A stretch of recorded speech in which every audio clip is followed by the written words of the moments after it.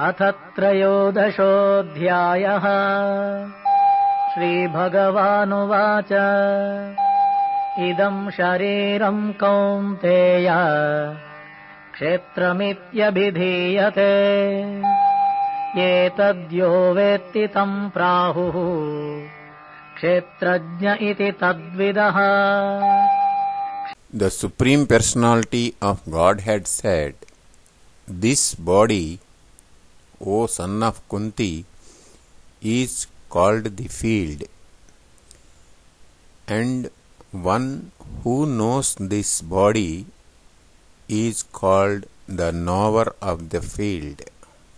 क्षेत्रज्ञं चापि मां विद्धि सर्वक्षेत्रेषु भारत क्षेत्रक्षेत्रज्ञयोर्ज्ञानम् यत्तज्ज्ञानं मतं मम। O scion of Bharata, you should understand that I am also the knower of all bodies, and to understand this body and its knower is called knowledge. That is my opinion. तत्क्षेत्रं यच्च यादृक् यद्विकारि यतश्च यत् स च यो यत्प्रभावश्च तत्समासेन मे शृणु। Now please hear my brief description of this field of activity and how it is constituted, what its changes are, whence it is produced, who that knower of the field of activities is, and what his influences are. ऋषिभिर्बहुधा गीतम् छन्दोभिर्विविधैः पृथक् ब्रह्मसूत्रपदैश्चैव हेतुमद्भिर्विनिश्चितैः। That knowledge of the field of activities and of the knower of activities is described by various sages in various Vedic writings. It is especially presented in Vedanta Sutra with all reasoning as to cause and effect. महाभूतान्यहङ्कारः बुद्धिरव्यक्तमेव च इन्द्रियाणि दशैकञ्च पञ्चचेन्द्रियगोचराः। The five great elements and false ego, intelligence, the unmanifested, the 10 senses and the mind, the 5 sense objects and desire, hatred, happiness, distress, the aggregate, the life symptoms and convictions, all these are considered in summary to be the field of activities and its interactions. इच्छा द्वेषः सुखं दुःखं सङ्घातश्चेतना धृतिः एतत् क्षेत्रं समासेन सविकारमुदाहृतम्। The 5 great elements and false ego, intelligence, the unmanifested, the 10 senses and the mind,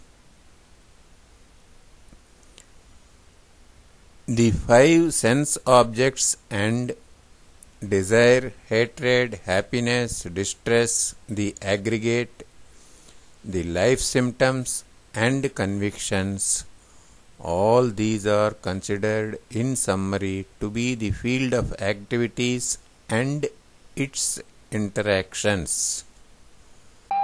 अमानित्वमदम्भित्वम् अहिंसा क्षान्तिरार्जवम् आचार्योपासनं शौचम् स्थैर्यमात्मविनिग्रहः Humility, pridelessness, non-violence, tolerance, simplicity, approaching a bona fide spiritual master, cleanliness, steadiness, self-control, all these I declare to be knowledge. इन्द्रियार्थेषु वैराग्यम् अनहङ्कार एव च जन्म मृत्युजरा व्याधि दुःखदोषानुदर्शनम् Renunciation of the objects of sense gratification, absence of false ego, the perception of evil, of birth and death, old age and disease, detachment, all these I declare to be knowledge. असक्तिरनभिष्वङ्गः पुत्रदारगृहादिषु नित्यम् च समचित्तत्वम् इष्टानिष्टोपपत्तिषु Detachment, freedom from entanglement with children, wife, home and the rest, even-mindedness amid pleasant and unpleasant events, all these I declare to be knowledge. मयि चानन्ययोगेन भक्तिरव्यभिचारिणी विविक्तदेशसेवित्वम् अरतेर्जनसंसदि Constant and unalloyed devotion to me, aspiring to live in a solitary place, detachment from the general mass of people, accepting the importance of self-realization, all these I declare to be knowledge. अध्यात्मज्ञाननित्यत्वम् तत्त्वज्ञानार्थदर्शनम् एतज्ज्ञानमिति प्रोक्तम् अज्ञानं यदतोऽन्यथा Accepting the importance of self-realization and philosophical search for the absolute truth, all these I declare to be knowledge, and besides this, whatever there may be is ignorance. ज्ञेयं यत्तत् प्रवक्ष्यामि यज्ञात्वामृतमश्नुते अनादिमत्परं ब्रह्म न सत्तन्नासदुच्यते I shall now explain the knowable, knowing which you will taste the eternal. Brahman, the spirit, beginningless and subordinate to me, lies beyond the cause and effect of this material world. सर्वतः पाणिपादं तत् सर्वतोक्षिशिरोमुखम् सर्वतः श्रुतिमल्लोके सर्वमावृत्य तिष्ठति Everywhere are his hands and legs, his eyes, heads and faces, and he has ears everywhere. In this way, the super soul exists, pervading everything.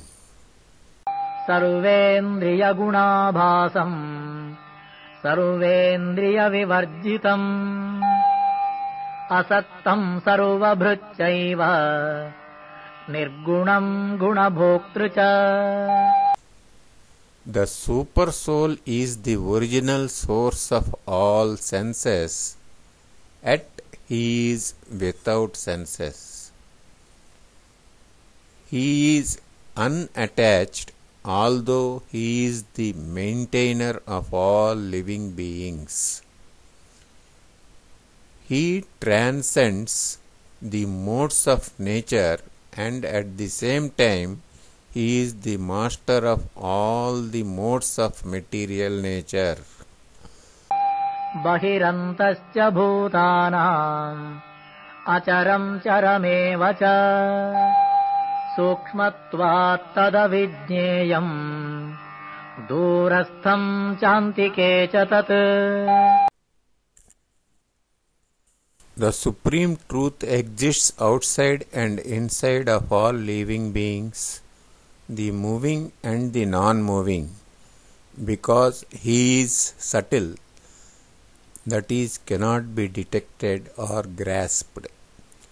He is beyond the power of the material senses to see or to know. Although far, far away, he is also near to all. अविभक्तं च भूतेषु विभक्तमिव च स्थितम् भूतभर्तृ च तज्ज्ञेयम् ग्रसिष्णु प्रभविष्णु च. Although the Supersoul appears to be divided among all beings, he is never divided. He is situated as one. Although he is the maintainer of every living entity, it is to be understood that he devours, that is, destroys and develops all. ज्योतिषामपि तज्ज्योतिः तमसः परमुच्यते ज्ञानं ज्ञेयं ज्ञानगम्यं हृदि सर्वस्य विष्टितम्. He is the source of light in all luminous objects. He is beyond the darkness of matter and is unmanifested.